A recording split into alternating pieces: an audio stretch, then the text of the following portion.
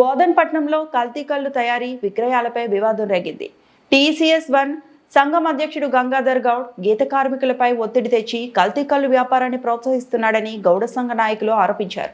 Licence లేకుండా ఆల్ఫ్రోజోలం వంటి ప్రమాదకర రసాయనాలతో కల్లు తయారీ చేస్తున్నట్లు పేర్కొంటూ బోధన్ సబ్ కలెక్టర్ కు వికాస్ మాహ్తో గౌడ సంఘ సభ్యులు వినతి పత్రం సమర్పించారు. ఈ సందర్భంగా గౌడ సంఘం ప్రముఖులు మాట్లాడుతూ పై విషయంలో పలుమార్లు ప్రజావాణిలో జిల్లా ఉన్నతాధికారులకు సైతం ఫిర్యాదు చేయడం జరిగిందన్నారు. ఎక్సైజ్ శాఖ ఇటీవల శక్కర్ నగర్ లో దాడులు చేసి అనుమానాస్పద కల్లు సీసాలను స్వాధీనం చేసుకున్నట్లు తెలిపారు.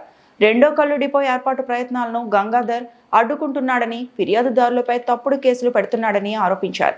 పరిస్థితి చక్కదిద్దే వరకు బోధనలో కల్లు విక్రయాలు నిలిపివేయాలని సంఘం డిమాండ్ చేసింది. ఫిర్యాదు చేసిన వారిలో పట్టణ కౌండిన్య గౌడ సంఘం అధ్యక్షులు నరేష్ గౌడ్, మారుతి గౌడ్, నాగార్జున గౌడ్, భీష్మ గౌడ్, గంగాసాగర్ గౌడ్, రమేష్ గౌడ్, సాయి గౌడ్, మహేష్ గౌడ్ తదితరులు పాల్గొన్నారు. नए शॉप से कर रहे हैं सर, गौड्स का सेकंड सोसाइटी के वास्ते हम पैरवी कर रहे हैं. 8 ईयर से हम लगा लिए, हम उसमें से भी निकाल देना बोल के आपको दे रहे सर. इसमें अपना नेम और नेम बंदो लिख के दिए, वोटर लिस्ट में कहाँ पे उनका कौन सा सीरियल नंबर में वो लिख के दीजिए, उसके हिसाब से इंक्वायरी कर लेंगे हम. ठीक है सर.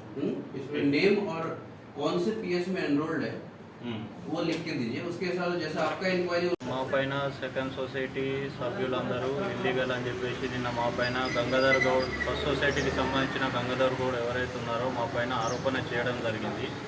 దాని విషయంలో మేము ఇలా సబ్ కలెక్టర్ గారికి, కలెక్టర్ గారికి, ES గారికి, ఎక్సైజ్ డిపార్ట్మెంట్కి మేము నాన్ లోకల్ అయితే వాళ్ళు ఫస్ట్ సొసైటీ ఫామ్ చేసినప్పుడు ఎంతమంది లోకల్ వాళ్ళు ఉన్నారు, దాంట్లో ఎంతమంది నాన్ లోకల్ వారు ఉన్నారు, దాన్ని ఖచ్చితంగా సూక్ష్మంగా ఎంక్వైరీ చేసి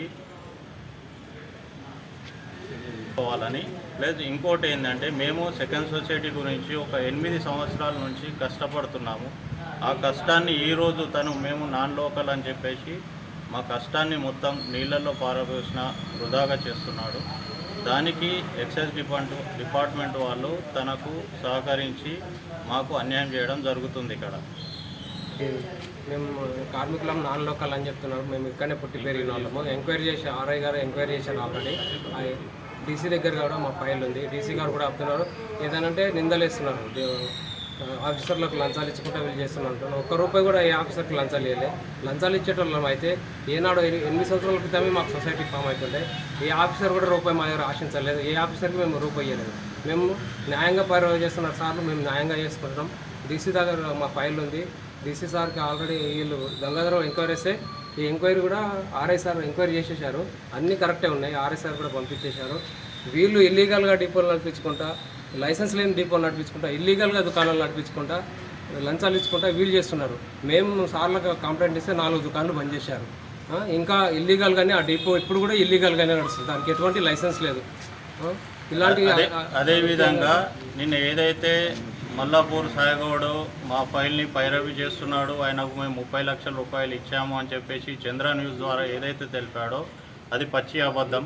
దానిపైన కూడా అతనిపైన కఠిన చర్యలు తీసుకోవాలి. గత ప్రభుత్వం తెలంగాణ గవర్నమెంట్ ప్రభుత్వం ఉన్నప్పుడు షకీల్ గారి దగ్గర కానీ, ఎక్సైజ్ మినిస్టర్ శ్రీనివాస్ గౌడ్ దగ్గర కానీ తనే సొంతగా మాతో పాటు వచ్చి మాకు సెకండ్ సొసైటీ ఇవ్వటానికి ఎటువంటి అభ్యంతరం లేదని చెప్పేసి షకీల్ గారి MLA గారి ముందు కానీ, మినిస్టర్ గారి ముందు కానీ తన సొంతగా ఒప్పుకోవడం జరిగింది. ఆ తర్వాత తను మాకు 30 లక్షల రూపాయలు డిమాండ్ చేశాడు.